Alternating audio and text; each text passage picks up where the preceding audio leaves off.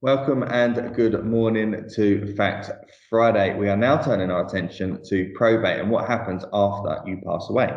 The term probate is commonly used as the whole process. However, probate is actually the legal document that you obtain when the deceased had a will. This week, you'll see that I'm joined by Eleanor McCabe, who's a solicitor in our private client department. Ellie, good morning. It's great to have you on Fact Friday. We have three questions this week for you. The first question, Ellie, is when do you need a grant of probate? You'd need a grant of probate, Michael, if you are an executor or an administrator of someone's estate.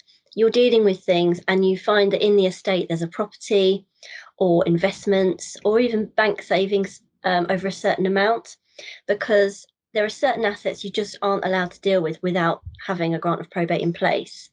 In terms of savings in bank accounts, it can vary depending on where the savings are. So certain banks will have a limit of, say, £10,000, after which you'd need to get a grant of probate. Others, the limit's a bit higher, so you might not need a grant of probate to cash that money in. Excellent, thank you. The second question, Ellie, is are there any time limits for when I need to apply by? Strictly speaking, there isn't a time limit for applying for a grant of probate, which is good. But you do need to be aware that if there's inheritance tax to pay, that interest starts to accrue on the tax after 6 months. So really, you want to be getting that grant of probate before 6 months, because you can then pay the tax and no interest will start to accrue. Also, there are other allowances that you might want to be claiming.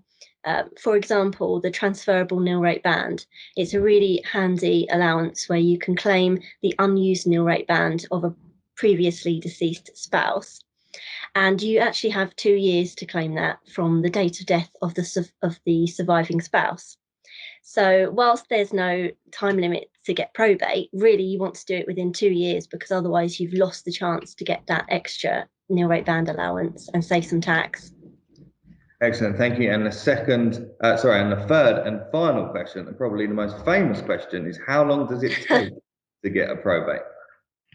Well, it's really difficult to answer that, but it really depends on the size and complexity of the estate that you're dealing with. If it's quite a simple estate, say with a property and a couple of bank accounts and possibly some premium bonds, hopefully it won't take too long to get all the values of the assets and liabilities and make that application to the courts.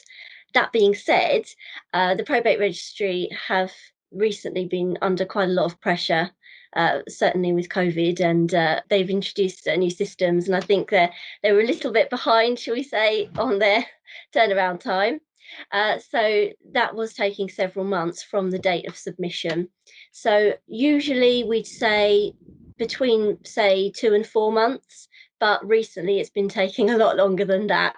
So I think as soon as you can get the application in, the better, because you just can't predict how long it will take once it's gone in. So hurry up and do it, is the advice. Excellent. Thank you, Ellie. Great advice there. I hope you can all join us next week